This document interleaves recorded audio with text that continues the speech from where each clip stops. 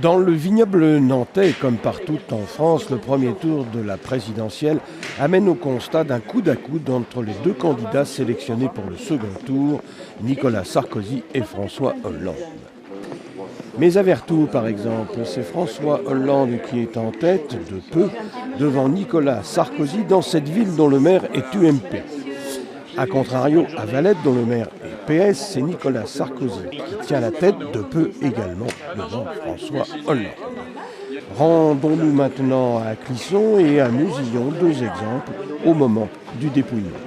Alors, la première satisfaction pour quelqu'un qui est élu, c'est de voir le taux de participation qui est remonté à 84,4%.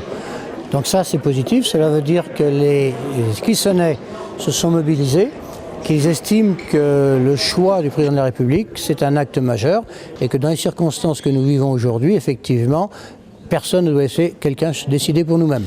Donc ça, c'est positif et il faut tout faire pour qu'au deuxième tour, il y ait autant de participation. Parce que ce serait décevant si les gens qui ne voient pas leur candidat préféré dans les deux premiers renoncent. Il faut absolument qu'ils viennent voter. La deuxième chose que je vois, c'est qu'effectivement, Nicolas Sarkozy et François Hollande sont au coude à coude.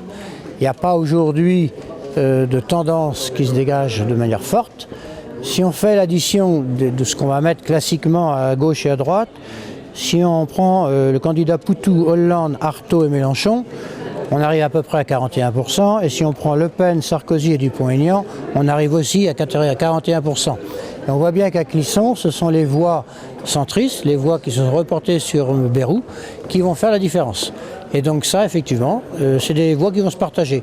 Parce que depuis longtemps à Clisson, les gens qui sont centristes eh bien, se partagent entre la gauche et la droite, suivant les circonstances. Et je crois que l'homme est important pour ces candidats, pour ces électeurs-là. Voilà les inspirations que j'ai ce soir. En tout cas, il faut que tout le monde vienne voter dans 15 jours. Même si ce matin, alors que j'étais scrutateur, je me demandais s'il y aurait du monde, et finalement, nous dépassons les 85% de participation, ce qui est évidemment très important pour un scrutin comme la présidentielle, et j'avoue que je suis très content de cette action civique de la part des Mousillonnais.